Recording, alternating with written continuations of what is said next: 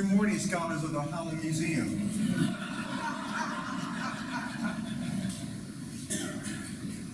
Though that picture that was being advertised, a friend of mine from the job that I had in Ohio called and said, I called to check up on you. I saw the website. Anyway, you can't possibly look the same way you did 23 years ago. I said, okay, I'll change it. It's good to see you all come out. Thank you so much. It's really a pleasure to see you, to talk about this subject. It is something that came across my mind, not only when Ricky and I were talking about it, but when I was home in Maryland about maybe a year or two ago, there's a resort down in Maryland, right on near the Patuxent River. There's another African-American resort that I found that I hadn't really known about, and I instantly thought about Idlewild. I had come to know Idlewild not as well as CJ does, but I came to know it rather well because in 2007, 2008, when I ran for Congress, and by the way, thank you all three of you who voted for me.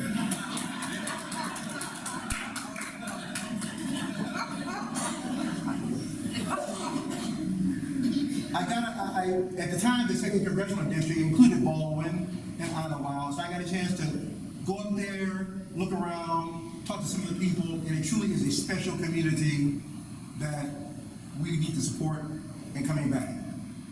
But Idlewild, at the time when it was founded, Idlewild for the time, and what some people might call its heyday, it was a refuge in the storm.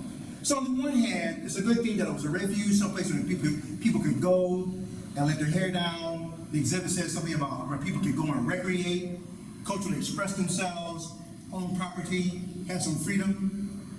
But when Idlewild was founded in 1915, you have to ask yourself this question. Why in 1915 were people in America, not in Soviet Russia, not in communist China, why are people having to search for some place for freedom and cultural expression?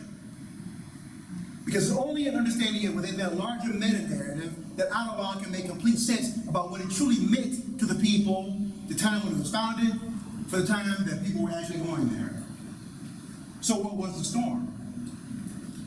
If it was a refuge in the storm, we are obligated to find out, or touch upon, explain what was the storm.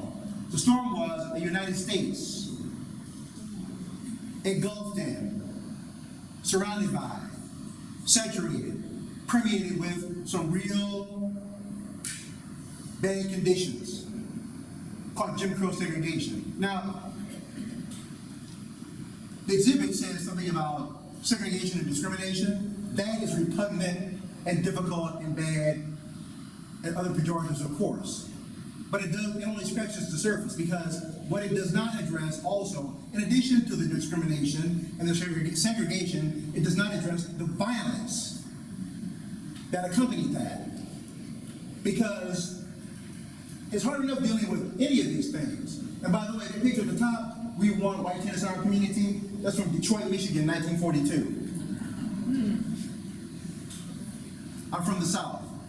And I tell people that, when it comes to kicking this out, I kick this out every chance I get. It has it coming. But so often the North gets kind of like an 80,000-foot pass on what happened up around in the Great Lakes states. So we need to understand the storm, and while Idlewild was a refuge in that storm, surrounded by ill will and danger on all sides. And I cannot overemphasize enough danger, as in losing your life danger, that kind of danger. Yes, even in Michigan. It was a fun place. I mean, looking at some of the pictures, putting this together, I said, wow, I was born too early. Or too late. I said, I was definitely born too late.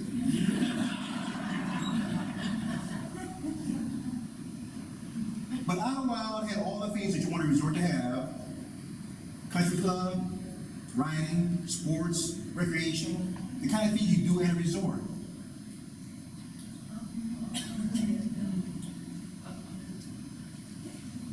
I was absolutely born too late. So,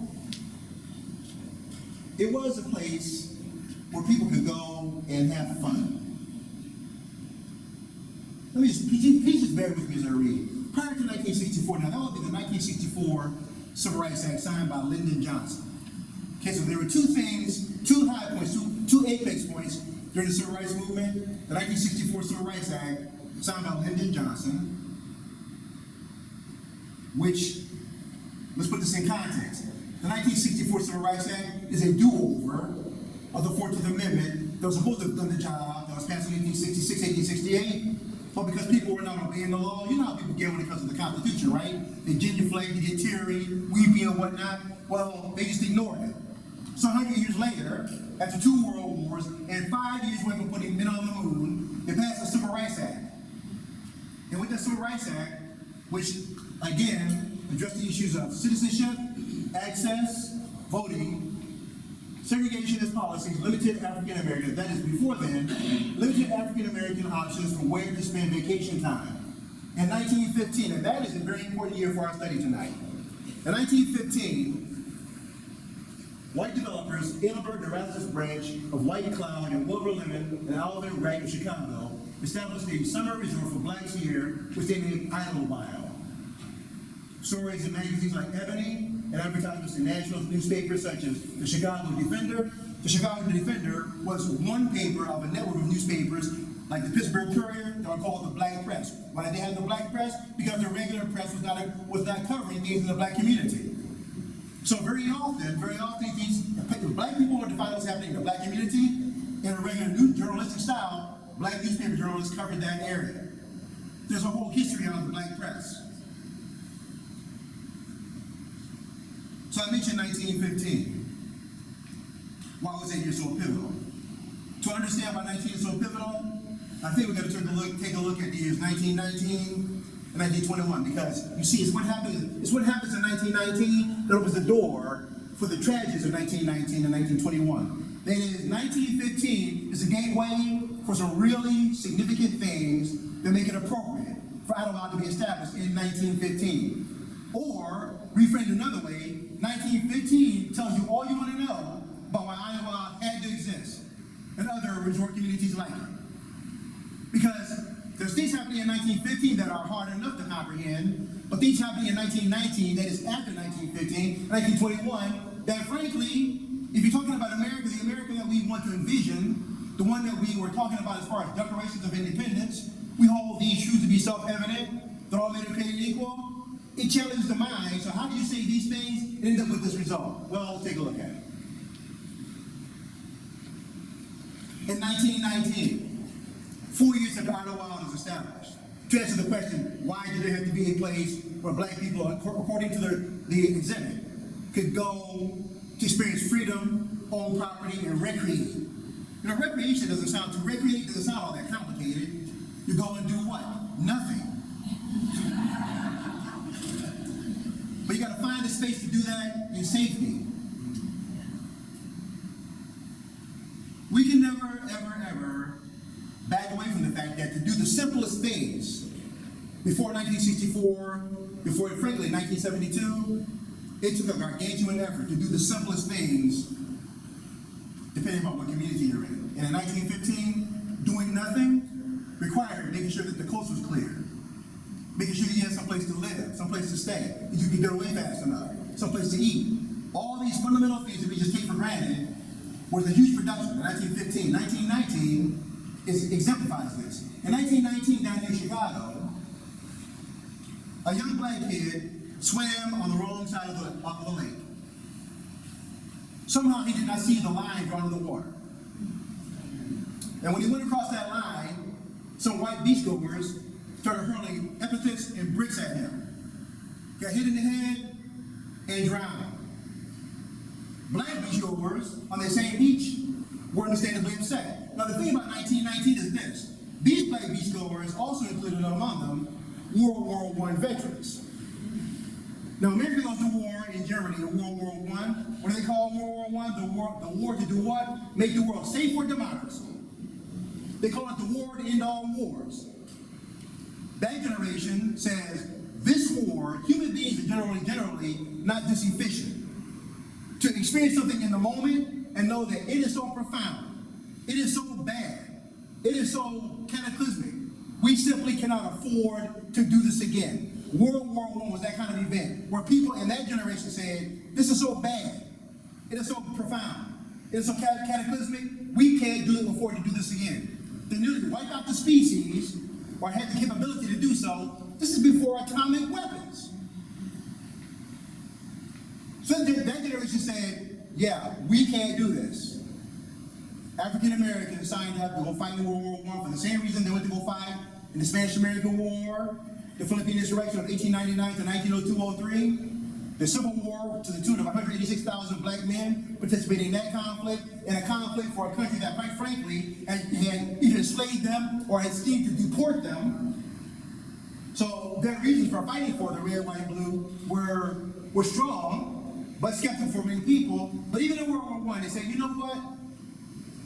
This way, just like they did in the American Revolution, just like in the War of 1812, just like in the Mexican-American War, just like in the Civil War, just like in the Spanish-American War, just like in the Philippine insurrection, in World War I, maybe this time, if we put our literal necks on the line and fight for the red, white, and blue, that would be enough to earn our citizenship, and first-class citizenship. So they wouldn't fall for it. So in 1919, the people who are on this beach in Chicago, these are men who have been to combat. They have fought in some miserable conditions, and they are kind of like have lost their patience with the mischief in America that says you can't cross this line on this beach.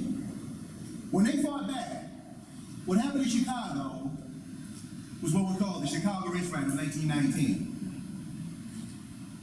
It was horrific.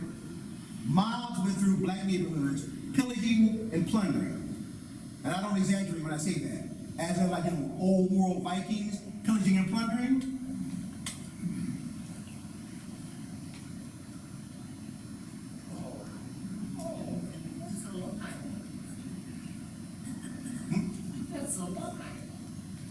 The fight began because the colored boy invaded a white neighborhood.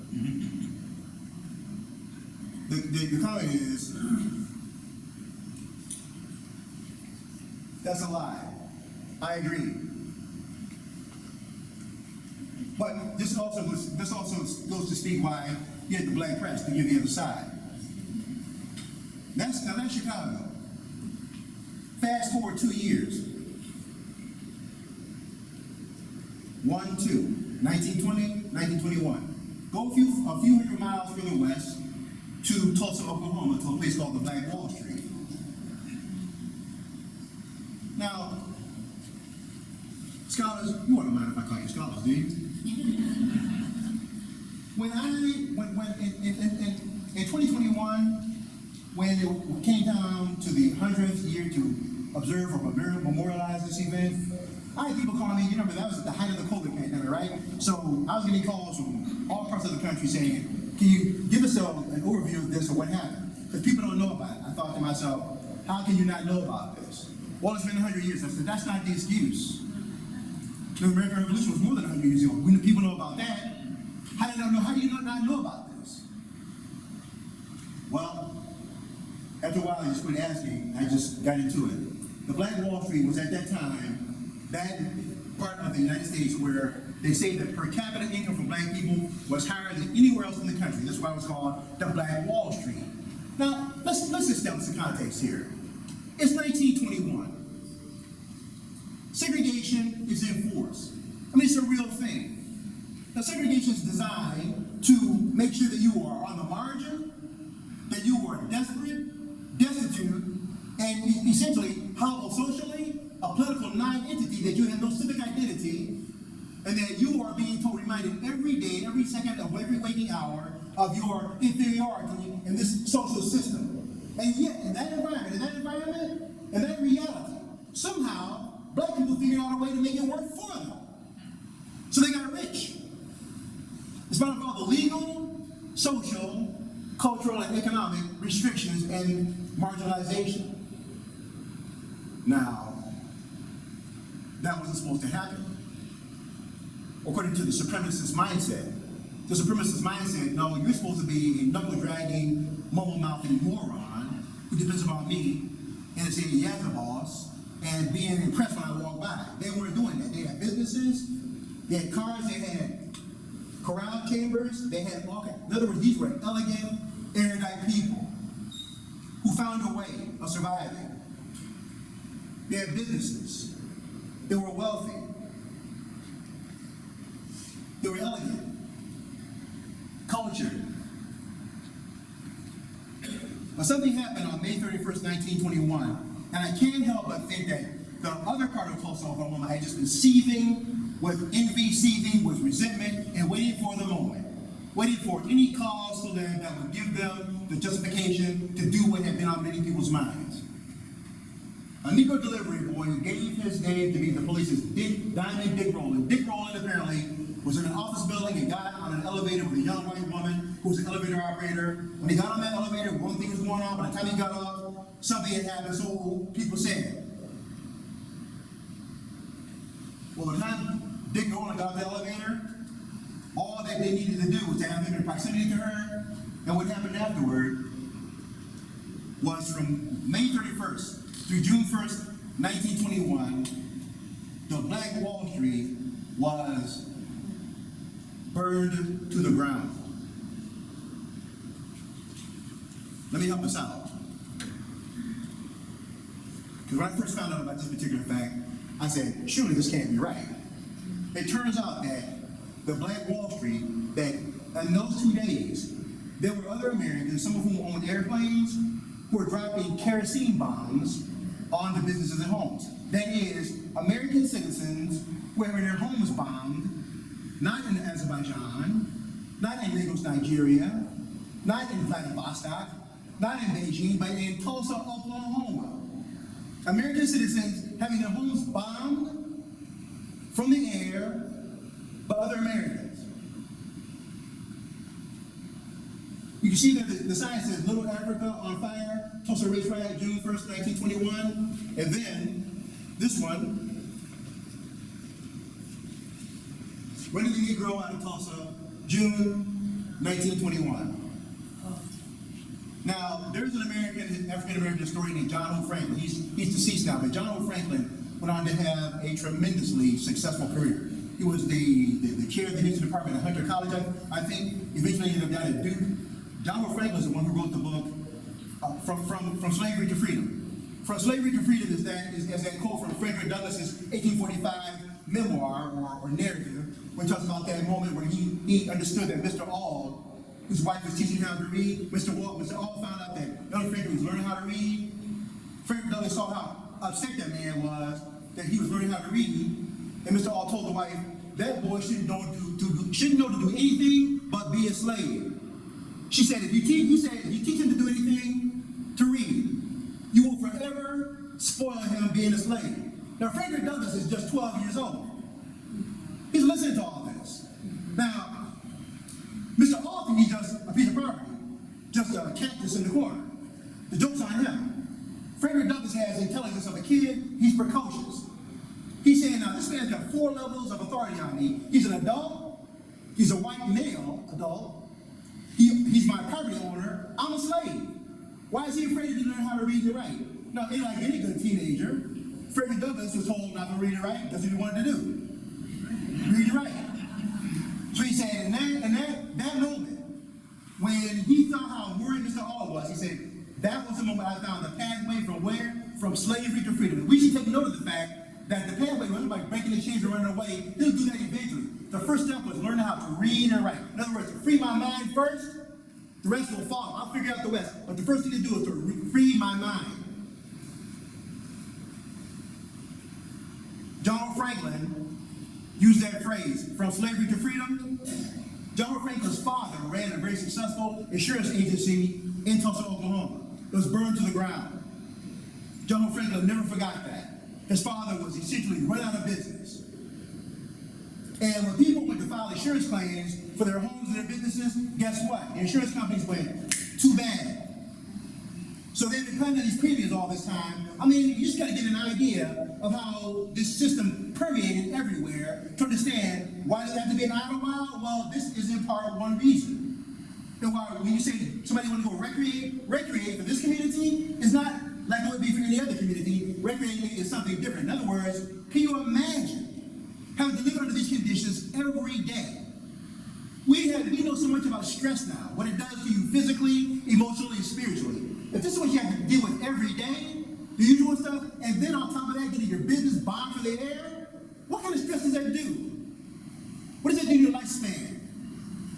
What does it do to your arterial processes? What does it do to your outlook on life?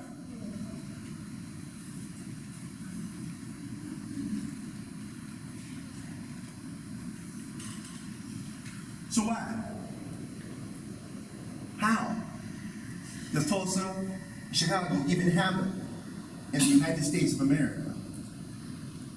I submit to you that it begins, we're not going to go through the whole thing, but the roots of it are at the Constitutional Convention. At the Constitutional Convention, there were devil's bargains made several times. Fundamentally. You know, the Constitutional Convention, when the preamble says, we the people, we have to ask the question. Since the Constitutional Convention was in 1787, who's we? White males. It's not women, it's not Native Americans, it's not even poor white men, and it absolutely is not African Americans of any category. Because even poor white men don't qualify property-wise to participate in the grand experiment. So in 1787, we, as understood back then, is a very narrow slice of the population. The devil's bargain that was made was with slavery, among other things. Article 1, Section 2, Paragraph 3 of the Constitution said that we want to have a representative government based on population. Wonderful. How do you get the numbers? We will get the numbers by the following formula. We're going to take the whole number of free persons plus indentured service, which at a minimum means that in 1787, there was still a system of indentured servitude going on in America. People thought that went away with the Revolutionary War, apparently not. So whole free persons plus indentured service minus Native Americans not taxed, minus Native Americans not taxed. The rallying cry of the American Revolution was no taxation without representation. That is, you take my money, I want a voice in government. If you're not taking my money, guess what? I don't have a government, a voice. We should not be at all surprised that Native Americans will get kicked across the continent for the next century and a half, which is exactly what happens, right onto reservations. Whole free persons, plus indentured service, minus Native Americans, plus 3/5 of all other persons. Who might they have been talking about? That's just one of 3 pro-slavery features of the 1787 Constitution that will eventually be undone by the 13th, 14th, and 15th Amendment. We're not going to take time to go through all of those, but I think one kind of makes the point. Then the Civil War comes, and you know what? I'm teaching a class at the Muskegon Correctional Facility right now. Every Friday I go up there. Right, check in at 6 o'clock in the morning, go through the pat down, go through the metal detector and all that stuff. Last fall when I taught that class, I had a class of 24 men. 19 black guys, 3 Hispanics, 2 white guys. I thought we're only at best 13% of the population. This class is well over 50%. How is that? Now, is it just the luck of the draw that I got this class with that demographic, distribution? It just made me wonder. I don't want to offer any kind of, speculation. It just was kind of odd to be teaching a class to that many men in general, but that particular group of men who were being held against their will about an era when black people in general were being held against their will, being taught by a black man, teaching that to another group of black men who didn't want to be held against their will. And I told them, I said, in the 21st century, this is not so much comment on the 19th century, because the thing about people in the 19th century is that they were bold enough to tell the truth about why they did what they did. In the 20th and 21st century, people need the Civil War to be about something, anything other than slavery, states' rights, westward movement, constitutional disagreement. It's all about that stuff, but they can't get down to slavery, because if you admit about slavery, you have to admit it was a system of race-based slavery, which meant that in 1861, when Confederate batteries opened fire on Fort Sumter, then what you got is a system of race-based slavery in America, which means that you have operating in America in 1861 this thing called racism. And people do not want to confront that, because then it means that they possibly, unless you do the Civil War, pass the Civil War through Reconstruction into the 21st century, to 20th century, and maybe down to today. So please make it be about something other than that. After the war ends, we enter that 12-year period called Reconstruction, 1865, 1877, where with slavery being abolished, and let me be specific about this too. Slavery exists in America in North America from 1619 until 1865. Go back, I challenge you, I dare you, go back and read Abraham Lincoln's second inaugural address. He will show you on March 4th, 1865, by his own count, he was saying that every drop of blood drawn with the lash is paid by another one drawn with the sword. He said something about 250 years of unrequited talk. Unrequited, that is meaning like unrequited love. That's when you're in love by yourself. Either the person knows and doesn't care, or doesn't know. Either way, you're on a lonely island of love by yourself. Not a good place to be. And in his second inaugural address, Abraham Lincoln is saying, these folk have been at this, and he says, all the wealth piled up by the bondsman. Wealth piled up by the bondsman. President of the United States, Abraham Lincoln, who was at least initially was just another white guy in the 19th century, so he had that viewpoint. But by the end of his life, Lincoln, prospectively, was more properly located toward the latter 20th century. He had grown that much during that 4 years of warfare.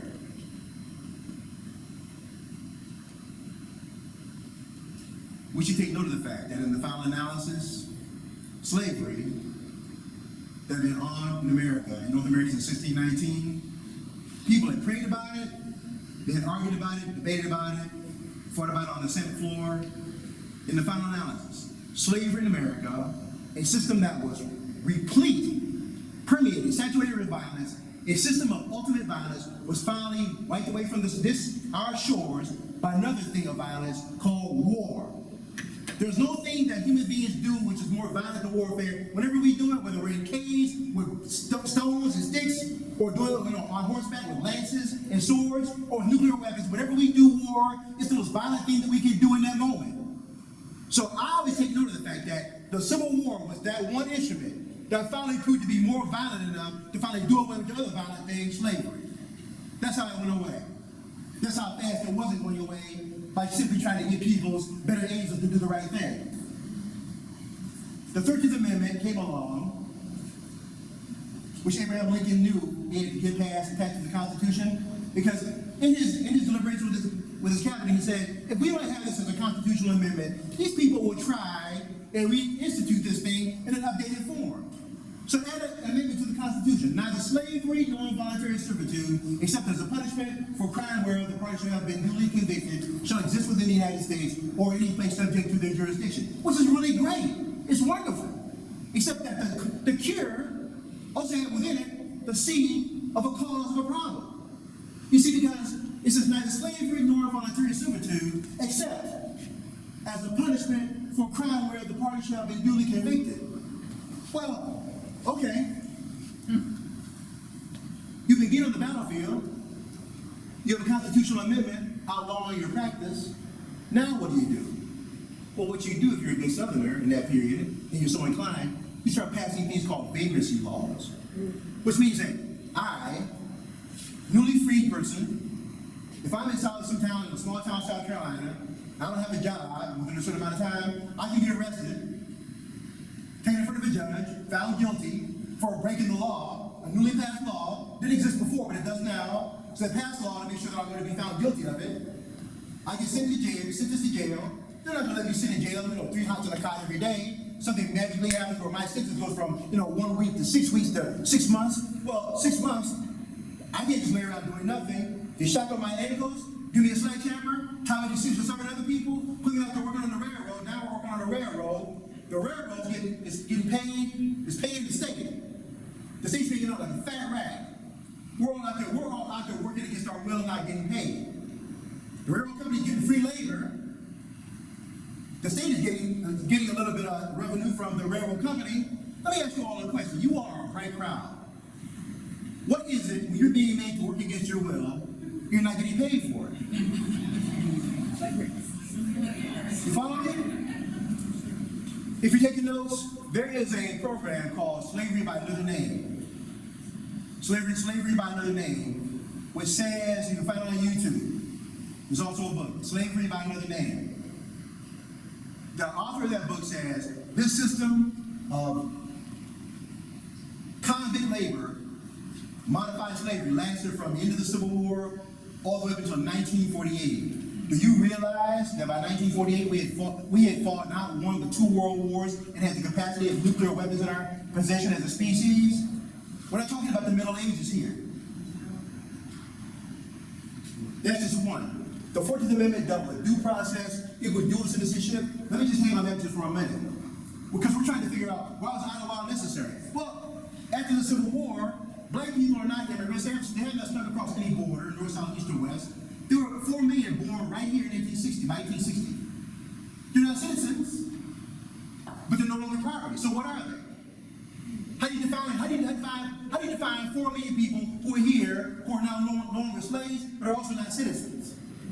So the 14th Amendment put language in this says, you are a citizen of the state where you reside, but also the nation to which that state belongs. Dual citizenship.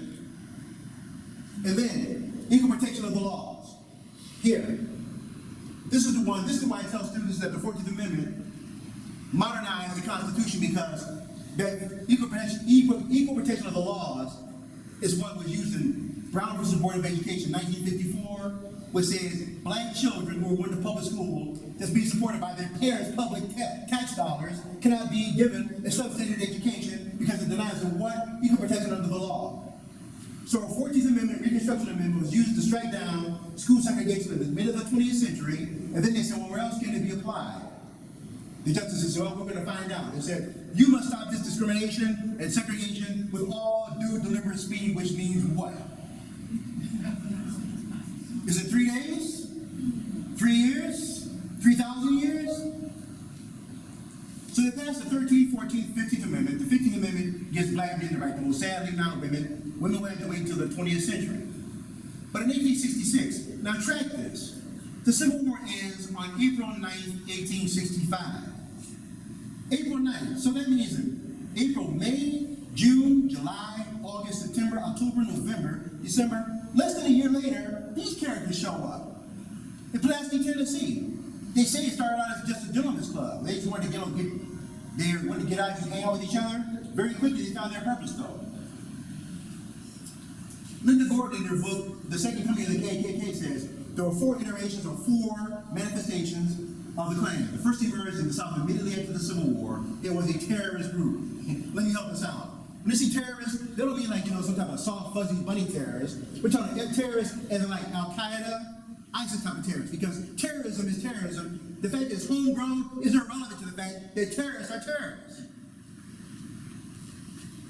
In the literal sense of that term, their main activity was violence against African Americans. You can also throw in there for the 20th century, Irish Catholics, Jews, Hispanics, in other words, anybody not them. Later on, in 1896, now,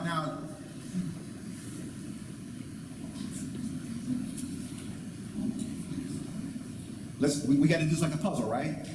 We'll put all the pieces together.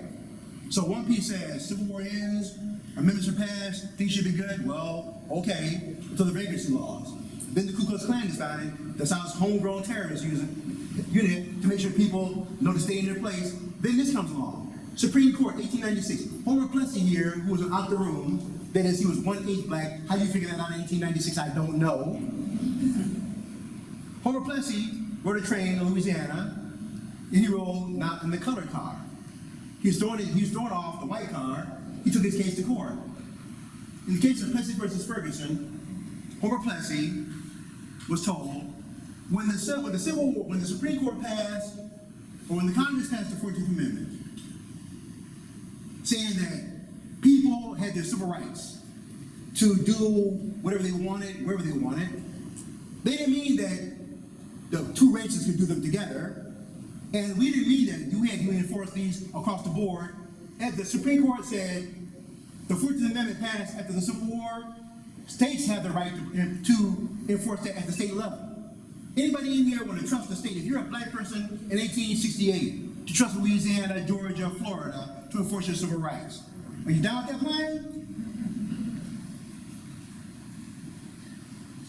So, Justice Harlan says, the white race views itself to be the dominant race in this country, and so it is, in prestige, in achievements, in education, wealth, and power. So I doubt not it will continue to be for all time if it remains true to its great heritage and holds fast to the principles of constitutional liberty. But in the view of the Constitution and the eye of the law, there is in this country no superior, dominant, ruling class of citizens. There is no caste here.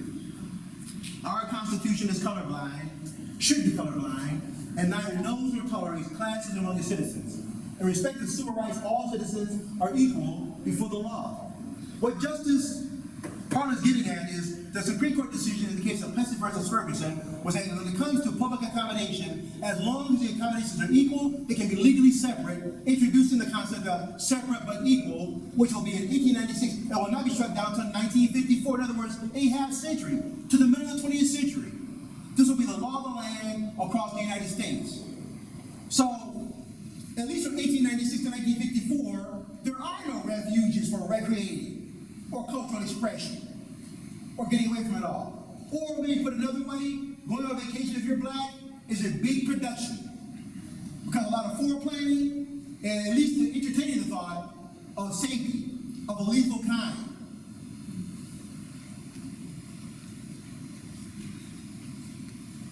As the 20th century arrived,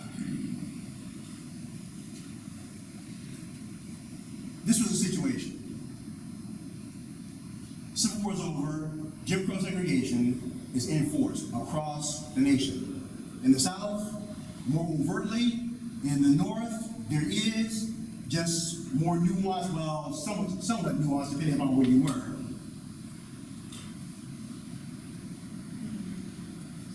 But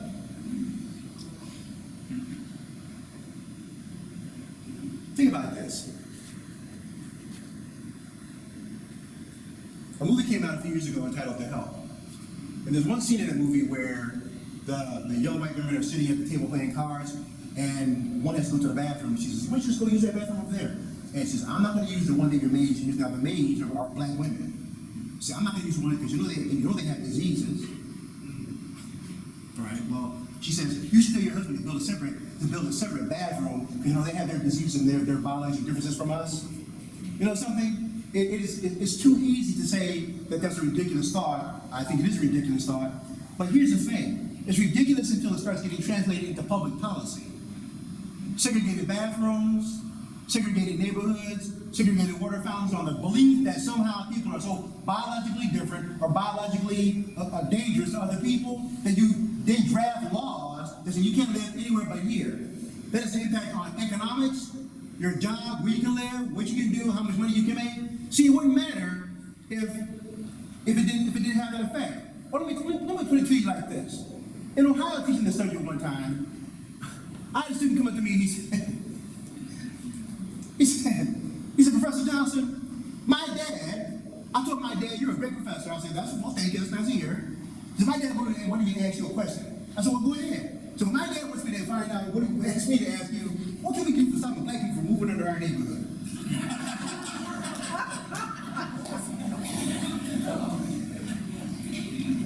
So I said to him, first I reminded myself, he's not the brightest, the sharpest knife in the drawer. Then I said, you do see I'm black, right?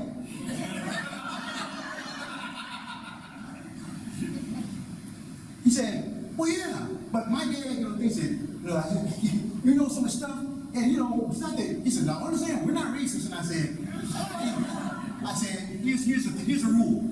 If you had to say so, then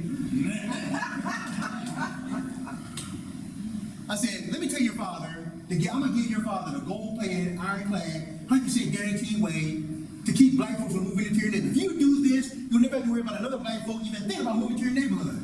He said, okay, what? So the rest of the students were out there listening. I said, how many of the rest of y'all want to know? No raise your hand, y'all lean forward. So if you want black folks to stay in your neighborhood, here's what you must do. You must make sure that black people have the same access to good jobs, good housing, nice streets, good fire, and police, good recreation, in other words, good schools, in other words, everything you want for yourself, make sure they have it, and I promise you, they'll never move into your neighborhood. Because why would anybody move into your neighborhood to be harassed by you when they can have you have to stay right where they are and live in peace? I can tell from his expression he wasn't expecting that response. So look, let's keep going. Now, when America went to partying, they just have a good time, playing ragtime music, you can always tell a lot about a nation and a culture by how they play. This is how America played. When America went to have a good time, this is what it told us what black people look like. With the exaggerated features, the gratuitous use of coon and the N-word. Again, translate this into policy. And the amazing thing is, if you do an internet search, you don't have to look hard to find this stuff. It's all out there just waiting to be had.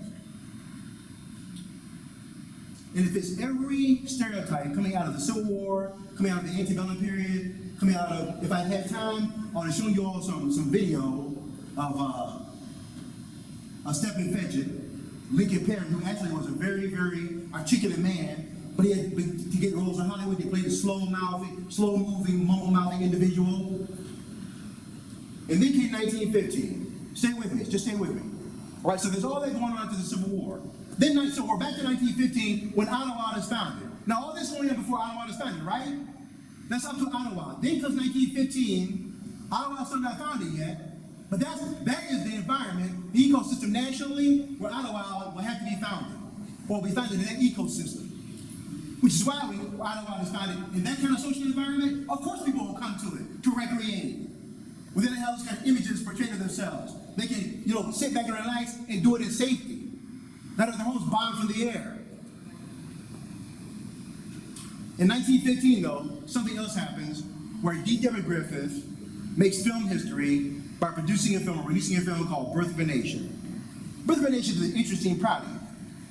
First of all, as a matter of film history, it's a fantastic achievement because as far as like camera lighting and angles, it wasn't just the mechanics of making a movie. D. Deborah Griffith broke brand new ground. Just like when Star Wars first came out in 1977. Whatever sci-fi was before then, it had to be different at that point. Or Avatar back in 2010 when it came out, sci-fi had to be different. Some movie makers just find a new way that becomes a new standard. Likewise, D. Deborah Griffith made movie making bump up a notch, and it had to be that way from now on. So it was good for that reason. Story-wise, it was catastrophic. It told the story of the Civil War where, ironically enough, black soldiers in the South after the Civil War are running roughshod over Southerners.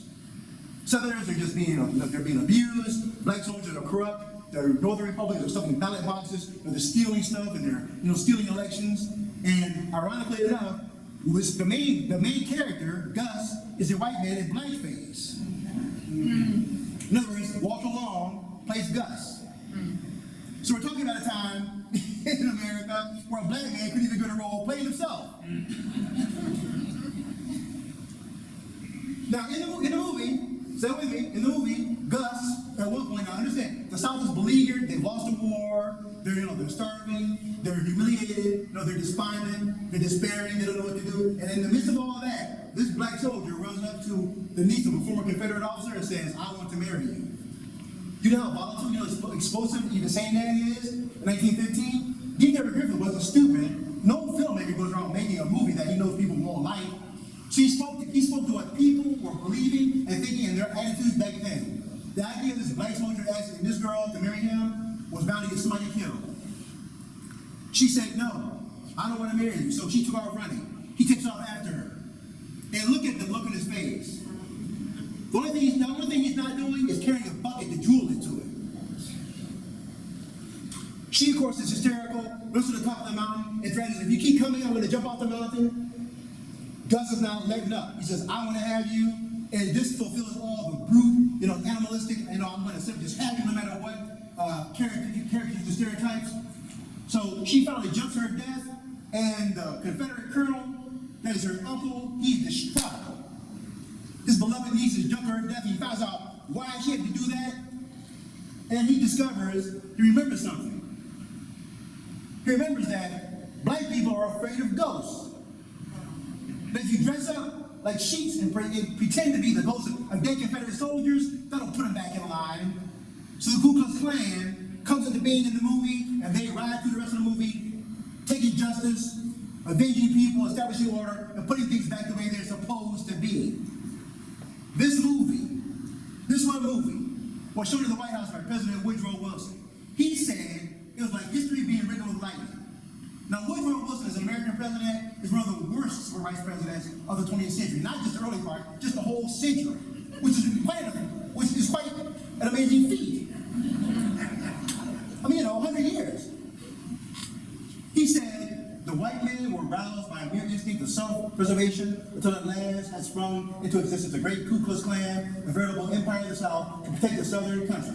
Woodrow Wilson, who was a political scientist and former Princeton University president, who really should have known better, right? We hope he would have known better. He did not.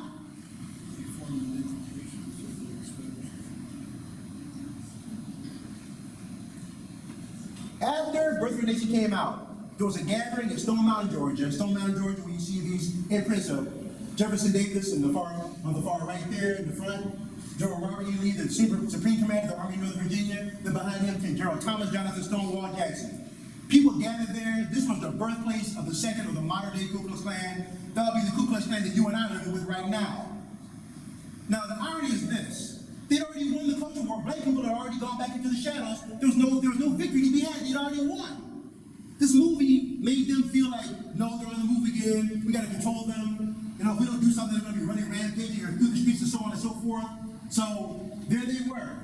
In New York City, the Birth of a Nation promoters sent white robe horsemen riding through the city, that is in New York City, to advertise a new film about heroic Klansmen. Civil rights organizations like the recently formed NAACP challenged the film's portrayal of African Americans and tried to have it banned. They were not successful. So the modern-day Ku Klux Klan was born. And in the film, where they get cross-ferried? The Ku Klux Klan never burned a cross. They did it in the movie. That's how they got started. That's where it came from. By the 1920s, that is the 1924, 25, 26, 27, 28, the Ku Klux Klan reinvigorated its marching down Pennsylvania. Yes, that is the capital of the United States Congress in the background. Now, if we look at this picture and properly interrogate it, I submit to you the following narrative. There's a terrorist organization marching outside of the People's Legislative House, which compels me to ask several questions. Do the people inside the house know there's a terrorist organization marching outside of it? If they do, they know it, then they either don't care or they're condoning it. Do the people that send those legislators there know that there's a terrorist organization marching outside that Congress? If they know, they either don't care or they're condoning it. Either way, a terrorist organization, a domestic terror organization, is marching down Pennsylvania Avenue outside of the House of the Congress where the laws of this country are being passed. Do you understand what I'm saying? Yes. If you pass the laws, the laws of the framework like this room provide the framework of what we will and won't allow. In other words, the laws are a reflection of our value system. We do not allow murder. We put pedophiles in jail. Why? Because we think it's a bad idea. We have some emotional problems, we don't care, they gotta go away. And we don't want people messing with our kids. So if a terrorist organization is been allowed to march down Pennsylvania Avenue, that is an expression of the values at that time. We don't mind domestic terrorists masquerading as, bona fide, regular citizens. And we who pass the laws are okay with that. Which also says that to that community that they terrorize, says that you're out there on your own. You live in a democracy, but when it comes to protecting you from these guys, you're on your own. Maybe you need someplace to go on vacation.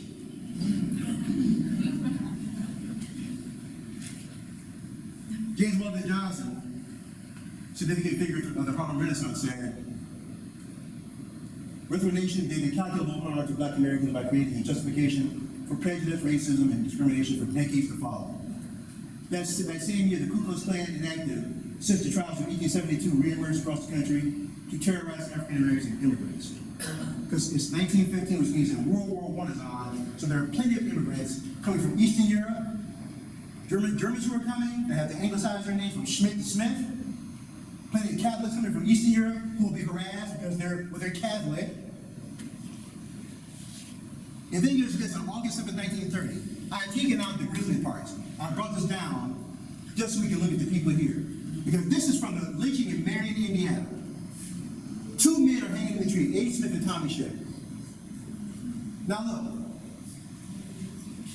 On August 7, 1930, which means, let me just reframe this again, 2 world wars. In 1928, the first color TV signal was broadcast. This is not the Dark Ages.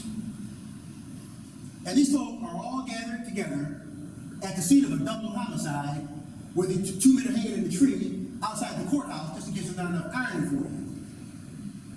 They're looking to the eye of the camera. They're looking to the eye of the camera, and that's what the real narrative is. They're saying to be two dead bodies that they have murdered. They're looking to the eye of the camera, and there's not a look of worry on any of their faces because they know that the laws and the politics and the culture will not hold them accountable at all. You can literally kill someone and get away with it. In this environment, are you getting an idea why Idlewild had to be established? You understand? This is the environment. When Idlewild was established in 1915, it's established in this environment where you could be killed. And if someone can take your life and not be held accountable for it, what else can they not take from you? Your job, your home, your education, your livelihood? I mean, what else can they do? Death is the final thing.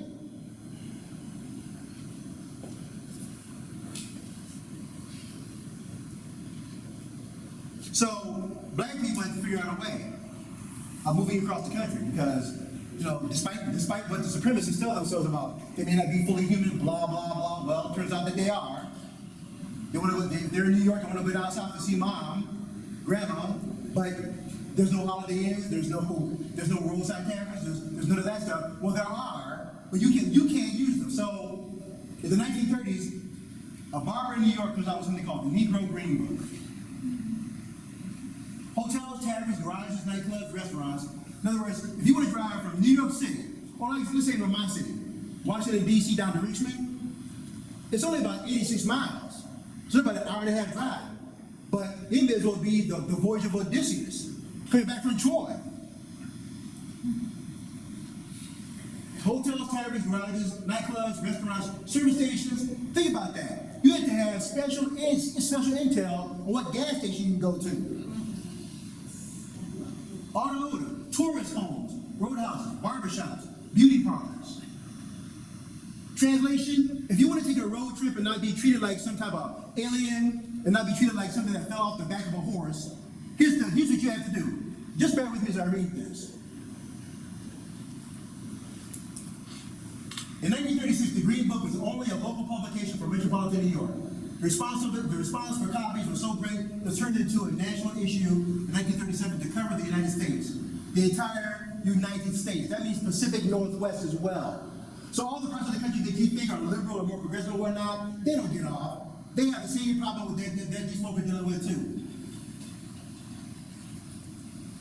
With the two working together, this guide contained the best ideas for the Negro traveler. Year after year, it grew until 1943.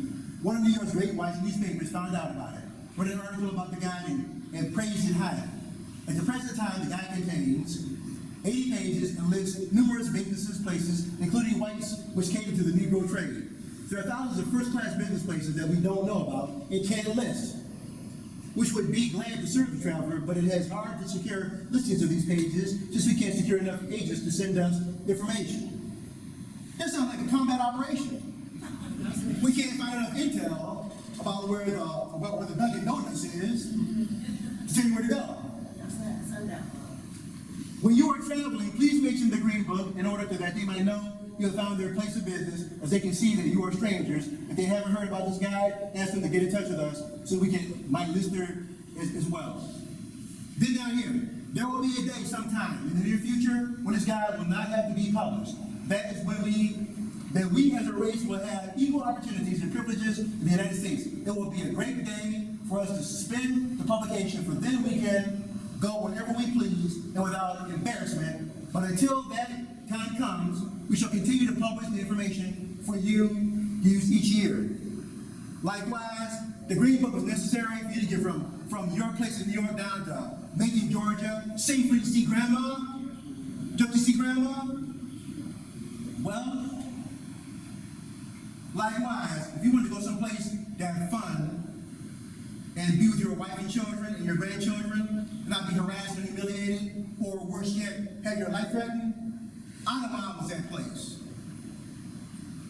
Now, once you get to Idlewild, you're okay. The real challenge is getting from wherever you are to Idlewild. When you're in Idlewild, you're good. Getting to Idlewild is a big challenge.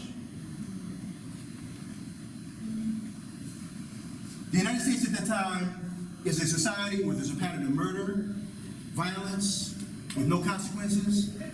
Let me ask you a question. What happens if you have a society where there's no consequences for consequences? The consequences for consequences are no consequences. Should we be naive and think that somehow or other won't happen again?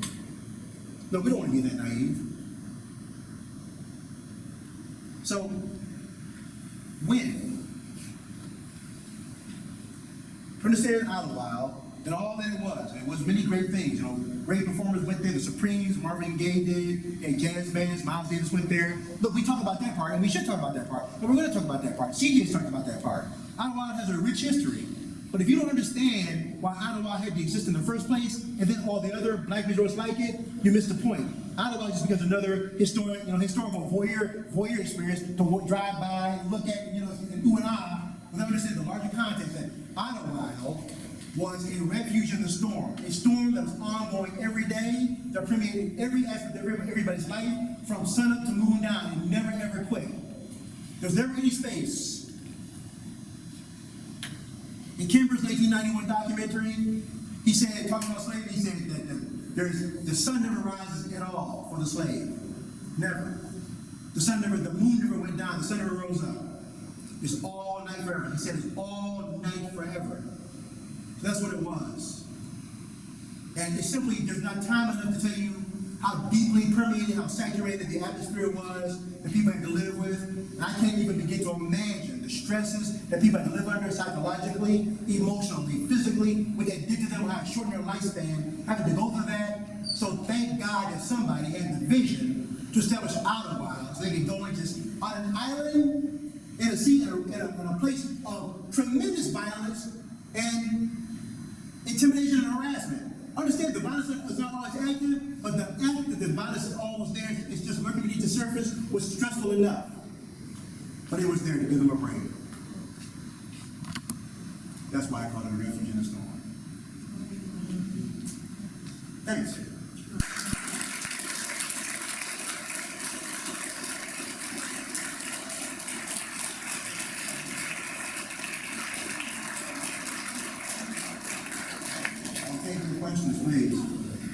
Yes, and thank you so much, Fred, thank you. And we do hope you will join us next week to continue the story. But if you'd like to ask a question, raise your hand. We're going to pass the microphone around so that makes sure that everybody can hear you if you ask the question. I wanted to thank you all first off, when we first got here. Like you all, I wish my students were always just happy to see me. But you all are, so I'll take that. Please. Maybe a simple question. Where did the word Idlewild come from? I do not know. That was the four developers from White Cloud and the two from Chicago. That's what they chose. I don't know. I was actually looking into that earlier today. It's a very unique name, yes. Well, yes, there are several locations that have Idlewild, the name, but the one we're talking about is in Baldwin. And by the way, just so we're clear about this, that thing with the Ku Klux Klan, I cannot explain to you why this is, but in the 20th century, the Ku Klux Klan, there were more Ku Klux Klansmen in the state of Indiana than any other state in the entire country, more than in Alabama, Georgia, Mississippi. And you know what? When you get worse than Mississippi, you have to have that as a goal. Okay, but there were more Klansmen in Indiana than there were in any other state in the Union. Now, Michigan has something called the Black Legion, which was founded by a dentist in Southern Ohio who thought that the Ku Klux Klan wasn't radical enough, so they founded the Black Legion and wanted to take it one step further. They had a significant presence in Detroit, and there's still a significant presence in the Ku Klux Klan in Michigan today. This morning, one of my black students told me that they had been advised very recently to not drive anywhere near Howell, Michigan. It's true. And you all confirm that. Yes. One of your early slides, you said there were developers out of Chicago who started Idlewild. White Cloud in Chicago. And were they whites? Well, the two out of White Cloud were. I didn't get the identity of the other two. Okay. Was that part of you were saying how people didn't want to be in their neighborhood? Were they doing this because they were charitable gentlemen, or because they just wanted? I'm trying to find that out. Okay. All right. CJ? restless and, So, although their prejudice was real, and their prejudice at that time and in that geographical location was against Catholics, it did not discriminate against blacks. But I think what was even more profound was the love for the green that had them start. Proximity and the cheapness of the land, because it had just left from being logged, right? So it was cleared out. There was a bunch of stumps, and so it was the cheapness of the land.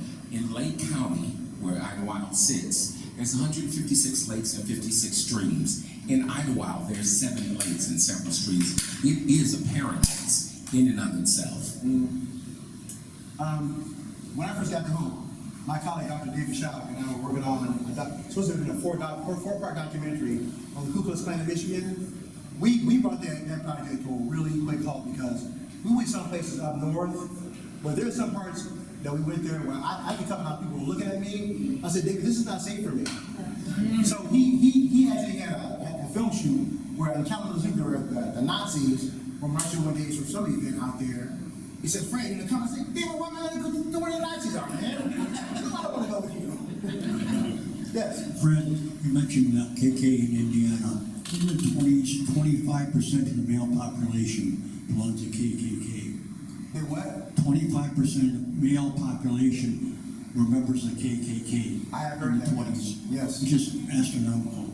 And for a time, we're in state government too. For a time in Indiana, for a time the KKK had significant influence in state government as well. A lot of them left because they started realizing what the KK really stood for. Yeah. So, a lot less later on. Yeah, then, the Ku Klux Klan infiltrated the United Auto Workers, more broad the labor movement. One of my colleagues at Kent State wrote a book entitled Steel Valley Klan. They were in the United Steel Workers. So these guys, they weren't, they didn't limit themselves to who they were trying to recruit.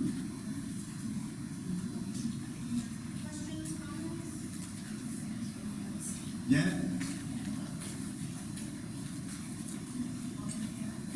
One of the important things about Idlewild was you're talking about the safety that was there and that people could go away. Was there any persecution? Was there any demonstration? Was there any pushback against that positive environment from the larger area? Not as far as I can tell. I'll tell you from the experience that I found down in Maryland.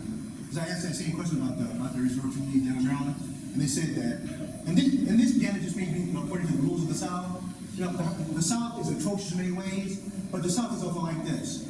If you stand on your side of the railroad tracks and don't bother me, we'll leave you alone. So black people found that community down in Maryland, right on the Tucson River, and they left their neighbors alone, and they were happy. They said, we just don't want to be near you. So be quiet, have your fun, but don't harass us, and we won't come and harass you. Right? Don't harass us with being seen, and we won't harass you. Now, again, I have to defer to CJ. Was there any kind of immediate pushback from the local community, CJ? No.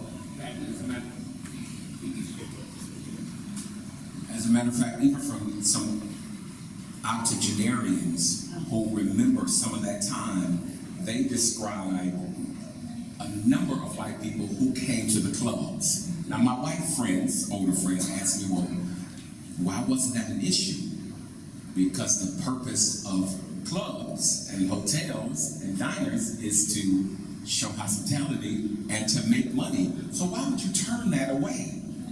We knew what it was like to be discriminated against. Why would we want to turn and do the same thing? So absolutely, no. It is such a odd period in American history because think about Louis Satchmo Armstrong, the great trumpet. Right now, he would only play in certain venues and whatnot, but Satchmo had enough clout as a performer. People came to see him perform, and he knew this. So I've heard stories and read stories about how he said that some clubs that did not allow black people to come into the club, he said, you know what? Either let them come in or I don't play. Well, club owners are entrepreneurs first and bigots second. So they count how much weight they're going to lose. They said, fine, let them in. No, we're just not going to like it. So, like CJ's talking about, they let their economic interests rule that movement. But the mere fact is, to go through those kind of changes says something about the movement itself. There's a question right here. I just want to know, the people that came to Idlewild, they all famous? I mean, was it only people who could afford to come? That's what I wanted to know. You mean like the performers? Yes, I mean, it looks like a lot of performers were there. Well, what about the average of black person? There were, Did they come? as far as I've been able to tell, there were performers of like the superstars down to the, you know, the more, like the B-listers, but they just everyday performers. So they were just like CJ talking about, you know, they're hospitality, so people playing a band, they're jazz musicians, I forgot the name of the jazz band, but they came to Idlewild several times in the 1930s. In fact, they were regulars. And then, of course, when they get to the 1960s, like I said, Marvin Gaye, Diana Ross and the Supremes, you know, that's not the only thing, too. People like W.B. Du Bois came to Idlewild as well. So you got W.B. Du Bois, Toni Morrison goes there. So you know, black intellectual, black intelligentsia. So people who were, you know, the great thinkers of the time. And it's so interesting, 1915 is when Idlewild was established, 1915 is when Rhythm Nation came out, 1915 is when NAACP is founded after the Niagara movement of 1910. I mean, it's a thriving, it's a really, really fertile period of a lot of activity. But performers from all across the spectrum came to Idlewild. Yes? I'm so excited to meet you. I'm just going right ahead. I'm about rap. I'm going Idlewild now. Sheriff, he's the fine man. He's a pro-hate man. Yep, there from 1915 to 1964. His house is still there in the city of New York. It's just a wonderful place to live. You were an Idlewild resident? I was a weekend resident. That's good enough. Thank you.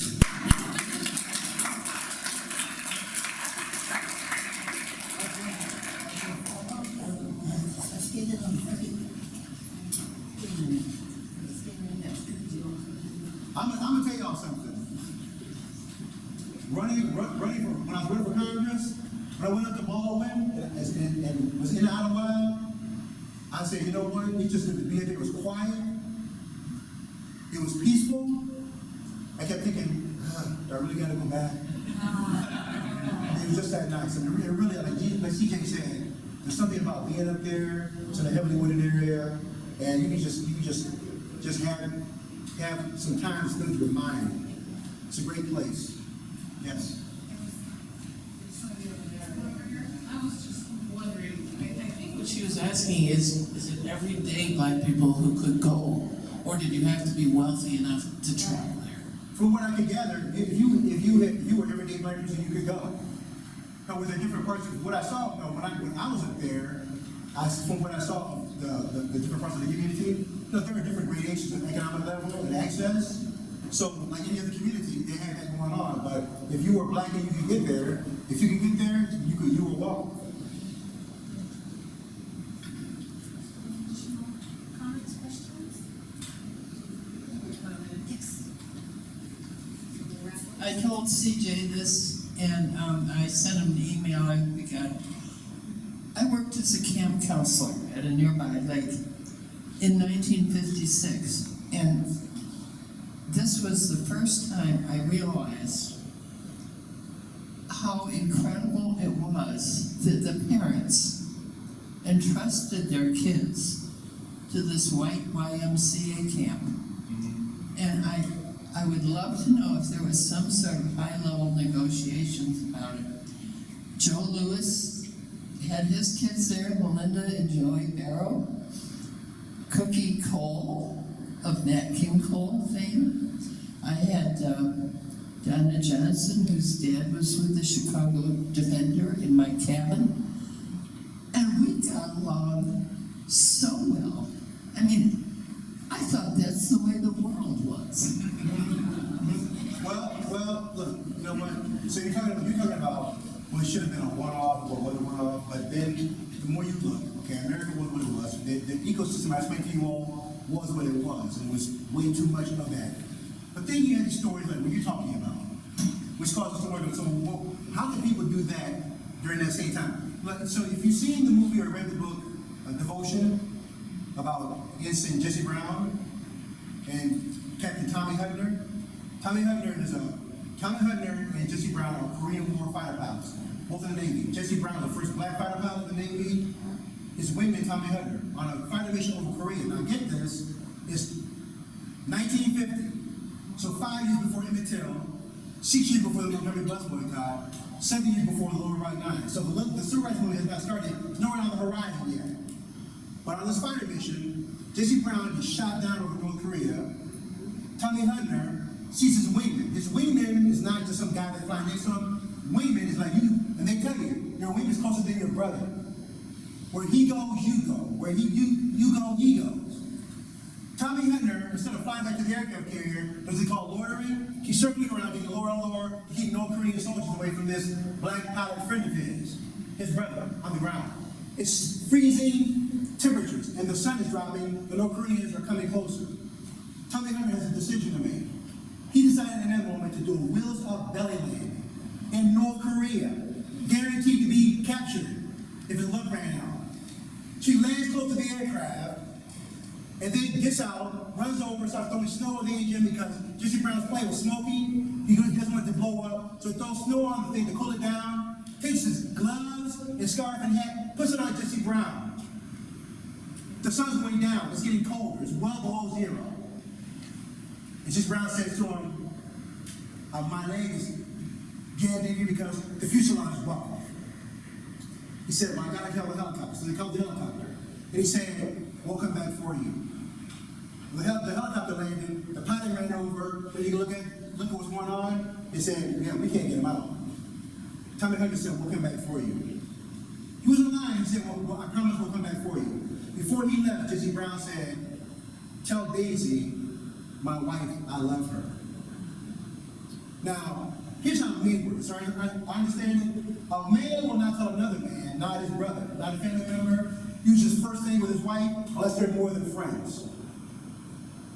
They were more than friends. Tommy Hunter never got a chance to go back for Jesse Brown. Tommy Hunter went on to finish his training in the Navy, retired as a captain. They worked for the Veterans Administration in Massachusetts. Jesse Brown's from Mississippi, Tommy Hunter from Massachusetts. So he went on to retire from that second job in Massachusetts. And then, later on, he received a Congressional Medal of Honor for his attempt to get Jesse Brown out. And then in his 80s, Tommy Hunter got in touch with the North Korean government and somehow got them to agree to let him come back in there to try to find Jesse Brown's bones. All those years, Tommy Hunter never forgot his promise, we'll come back for you. Of course, Jesse Brown's learned at that point. But folks, what I'm telling you is that these two men found where to bridge the gap of racial hostility and racial divide. So you're talking about, we can't explain that. I wish I could explain it, because then we have the silver bullet for fixing a lot of other stuff, right? But somehow or another, in wartime, before the civil rights movement really began, these two men got it right. In a place where you wouldn't expect them to, where it was a matter of life and death. You know what? I don't want to think that it takes that, but maybe it does take that. Look at some of the pictures of Vietnam, of black soldiers carrying white soldiers, and white soldiers carrying black soldiers.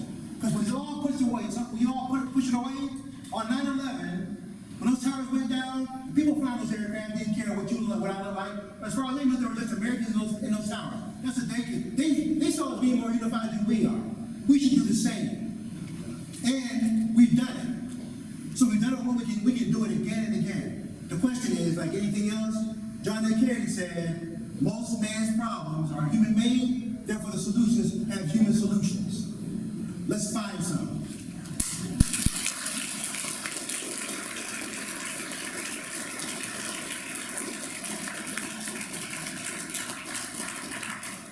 Thank you all for being here this evening, and thank you again to Fred, and we hope you will join us again for continuing this story next week at 7 o'clock. So have a good evening.